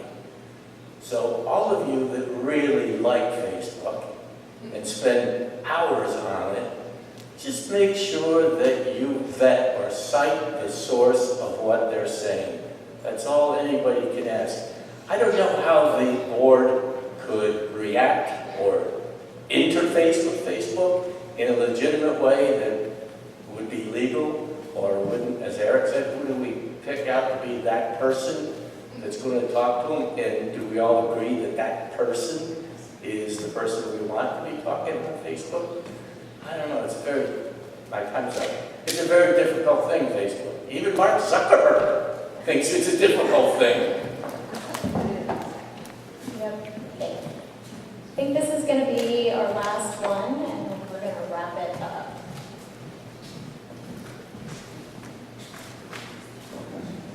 I've been chided before for just making comments, so I apologize. Oh, okay. Okay, I'll turn it into a question. Is it possible to have community comments at the beginning rather than at the end of a meeting? We have that. Oh, you do have that? Yes, we have both. Both Cool. beginning and end. All right, because I think giving the community some ability just to get it before they have to sit through the whole 45 minutes. Okay, so what I would like to do to wrap up is give each of you, since there's only 2 minutes, for a concluding statement, whatever you would like to say, whether you want to address something already said or whatever, that would be lovely. And then we will bid our farewells.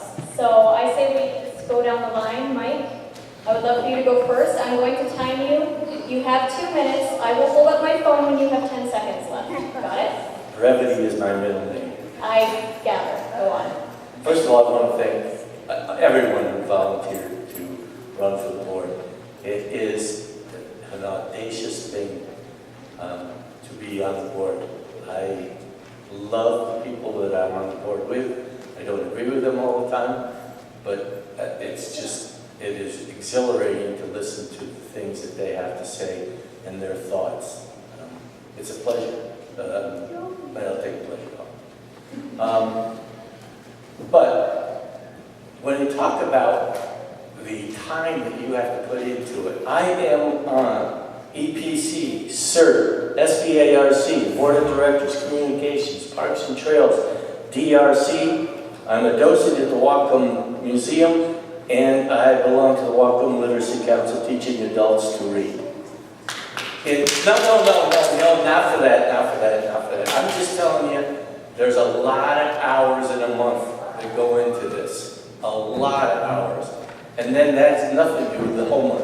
Sitting there and reading through. Sometimes our agendas look like a little Bible. They get so thick. So it is pretty difficult. And I'm sure that the 3 other people here can handle it. I know them a little bit anyway. So anyway, thanks for coming. I appreciate it. On a Saturday afternoon again. I don't know how Tino's and pizza didn't get you out of here. Thank you, Mike.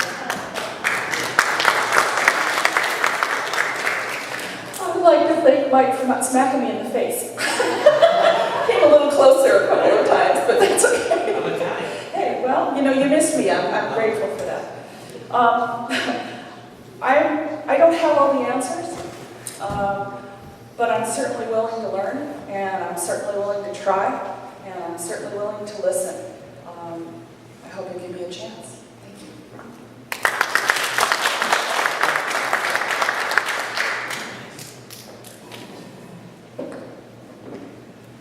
I really enjoy being a part of this community. It's a great community, and we have great neighbors. We don't all agree. I don't agree with my next door neighbor on everything.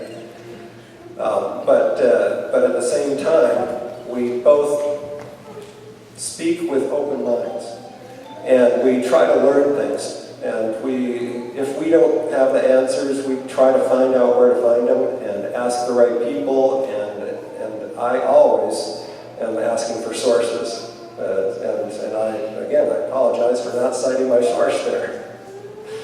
But it is a big commitment, and I love being able to spend the time to really donate my efforts to the rest of you, because it's just it's humbling, really, to be able to have these conversations with so many members, and it's a joy to do the work.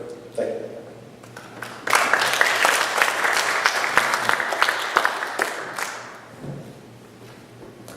All right, I'll finish this by saying thank you everyone for sticking out through this whole meeting. I really appreciate the time that people take out of their day. It's a gorgeous day out there today. One of the things that I want to try to keep in mind for myself, and I'm going to say it for you guys as we go forward, is there's going to be a lot of fighting, a lot of contention, and at the root of it, that's a sign that our community is engaged. We care, we're involved, we may have different ideas on what needs to happen, but we're here, we're coming up to the plate, and it's wonderful to see. When I read online, do all homeowners associations have so many problems? And yeah, it's pretty common. But in addition, they have a dog of a time trying to get people to run for the board and serve on committees. We've got so many people running. We've got a ton of people running for the board. That's actually a really positive and healthy thing. So I'd like to ask everyone to keep that in mind, over the next couple of months. This is a really good thing that as painful as it is, it's good that we're going through. Give yourself.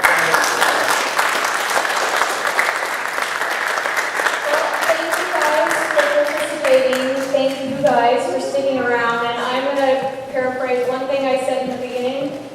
It's how you take challenges, and you participate, and you listen, and you investigate, and you get to the heart of the problem, and you find a way to move forward, which I think this was a great example of today.